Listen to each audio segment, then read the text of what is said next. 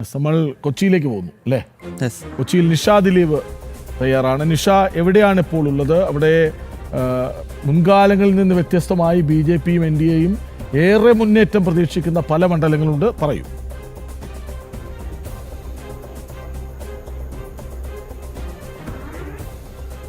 കൃഷ്ണരാജ്, ഞാനിപ്പോൾ ഉള്ളത് Ponnurunni CKC LP സ്കൂളിലാണ്. ഇവിടെ അല്പസമയത്തിനകം തന്നെ നടൻ മമ്മൂട്ടി വോട്ട് രേഖപ്പെടുത്താനെത്തും. രാവിലെ തന്നെ ഇവിടെ ഏകദേശം 6 ബൂത്തുകളുണ്ട്. ഇവിടെ രാവിലെ തന്നെ വലിയ തിരക്കാണ് കാണുന്നത്.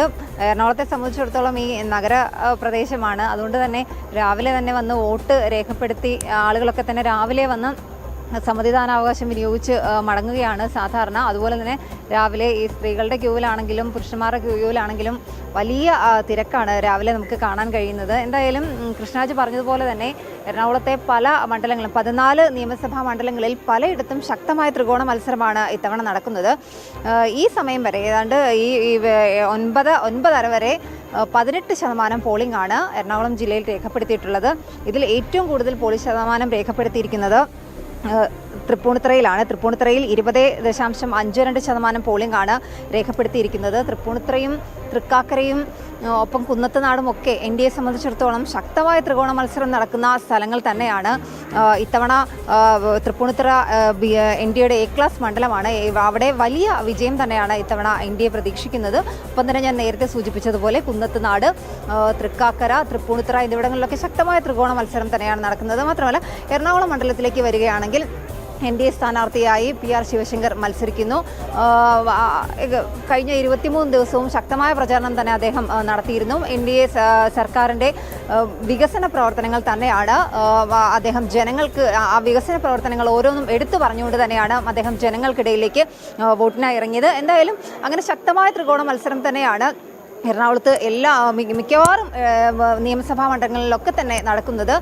ഇത്തവണ എറണാകുളം ജില്ലയെ സംബന്ധിച്ചിടത്തോളം അല്ലെങ്കിൽ മധ്യകേരളത്തെ സംബന്ധിച്ചിടത്തോളം ഏറ്റവും പ്രധാനപ്പെട്ട ഒരു കാര്യമെന്ന് പറയുന്നത് ഇത്തവണ 2020 പല ഇടങ്ങളിലും കുന്നത്തുനാട്ടിലും തൃപ്പൂണിത്തുറയിലും തൃക്കാക്കരയിലും ആലുവയിലും ഒക്കെ വലിയ സ്വാധീനമുള്ള 2020 ഇത്തവണ NDAയുടെ ഭാഗമായിട്ടുണ്ട്. അതുകൊണ്ട് തന്നെ 2020യുടെ സ്വാധീന മേഖലകളിൽ 2020യും BJPയും കൂടി ചേരുമ്പോൾ ശക്തമായ ഒരു മത്സരമാണ് അവിടങ്ങളിലൊക്കെ തന്നെ നമ്മൾ പ്രതീക്ഷിക്കുന്നത്. എന്തായാലും ഇത്തവണ 2020യുടെ NDA പ്രവേശനം കൊണ്ട് തന്നെ രാഷ്ട്രീയ സാഹചര്യങ്ങളൊക്കെ മാറിയിരിക്കുന്നു. അതുകൊണ്ട് NDA നേടുന്ന വോട്ടുകൾ തന്നെയാണ് ഇത്തവണ ഓരോ നിയമസഭാ മണ്ഡലങ്ങളിലെയും വിജയം തീരുമാനിക്കുന്നത് പോലും.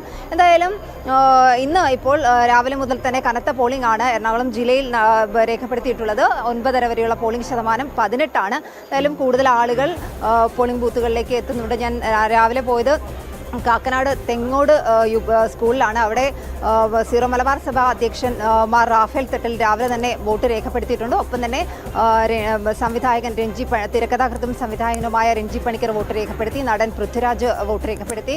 അല്പസമയത്തിനകം തന്നെ നടൻ മമ്മൂട്ടി ഞാനിപ്പോൾ നിൽക്കുന്ന ഈ സ്കൂളിലേക്ക് പൊന്നുരുന്നി CMC LP സ്കൂളിലേക്ക് വോട്ട് രേഖപ്പെടുത്താനെത്തും. അങ്ങനെ രാവിലെ തന്നെ എറണാകുളം ജില്ലയിൽ നല്ല രീതിയിൽ തന്നെയാണ് പോളിംഗ് പുരോഗമിക്കുന്നത്. 9:30 വരെ 18% പോളിംഗ് രേഖപ്പെടുത്തി കഴിഞ്ഞു.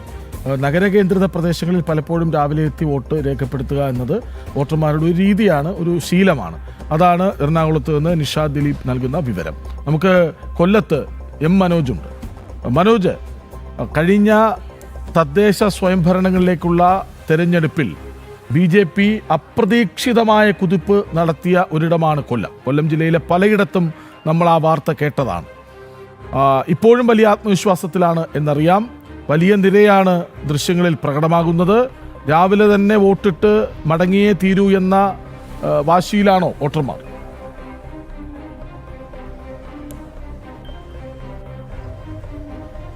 തീർച്ചയായും അങ്ങനെ തന്നെയാണ്. ഞാനിപ്പോൾ നിൽക്കുന്നത് പരവൂർ ഗവൺമെന്റ് LP സ്കൂളിലാണ്. ഇവിടെ വോട്ടർമാരുടെ വലിയൊരു നീണ്ട നിര തന്നെ കാണാം. രാവിലെ മുതൽ തന്നെ വോട്ടർമാർ ഇവിടേക്ക് എത്തി തുടങ്ങി. ഓരോ സ്ഥലങ്ങളിലും ഇതുതന്നെയാണ്. കൊല്ലത്തെ വിവിധ പോളിംഗ് സ്റ്റേഷനുകളിൽ വലിയ തിരക്ക് അനുഭവപ്പെടുന്നത്. അതേസമയം തന്നെ സ്ഥാനാർത്ഥികളും ഈ പോളിംഗ് സ്റ്റേഷനിലെത്തി വോട്ട് രേഖപ്പെടുത്തി മടങ്ങിയിരുന്നു. നേരത്തെ നമ്മൾ ചാത്തന്നൂർ മണ്ഡലത്തിലെ സ്ഥാനാർത്ഥി BB ഗോപകുമാറിനൊപ്പം ചേർന്നിരുന്നു. അദ്ദേഹത്തിന്റെ മണ്ഡലത്തിൽപ്പെടുന്ന സ്ഥലം തന്നെയാണ് ഈ പരവൂരും. എന്തായാലും വലിയ പ്രതീക്ഷയിൽ തന്നെയാണ് BJP നേതൃത്വം. പരവൂരിനെ സംബന്ധിച്ചിടത്തോളം കയർ വ്യവസായം ഒരു കാലത്ത് വലിയ രീതിയിൽ മുന്നോട്ട് പോയിരുന്ന പരവൂരിൽ ഇന്ന് കയർ വ്യവസായത്തിന്റെ ഒരു തകർച്ച, അതായത് ആ വ്യവസായത്തിലുണ്ടായിട്ടുള്ള ഒരുപാട് പ്രശ്നങ്ങൾ പ്രശ്നങ്ങൾ ജനങ്ങൾ നേരിടുന്നു, ഇവിടുത്തെ തൊഴിലാളികൾ നേരിടുന്നുണ്ടായിരുന്നു.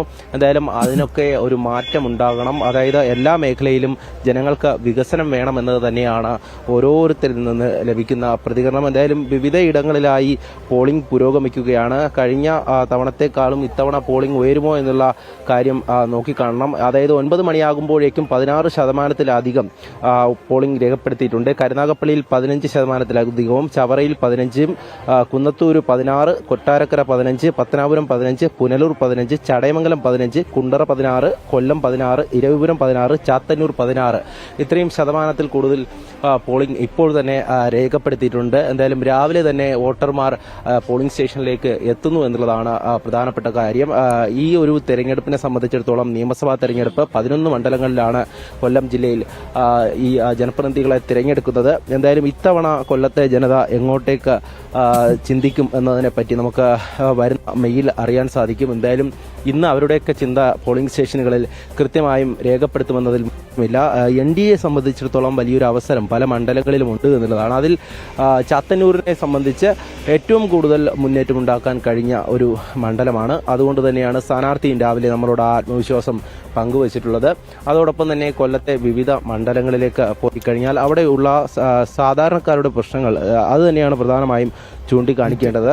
തീരദേശ മേഖലയിലായാലും അല്ലാതെ വ്യാവസായിക രംഗത്തായാലും ആതുര സേവന രംഗത്തായാലും എല്ലായിടത്തും നിരവധി പ്രശ്നങ്ങൾ നിലനിൽക്കുന്നു എന്നുള്ളതാണ്. കൊല്ലം ജില്ലയിലെ ജില്ലാ ആശുപത്രിയുടെ പ്രശ്നങ്ങൾ പോലും പരിഹരിക്കാൻ ജനപ്രതിനിധികൾക്ക് കഴിഞ്ഞിട്ടില്ല എന്നുള്ളതാണ് പ്രധാനപ്പെട്ട കാര്യം.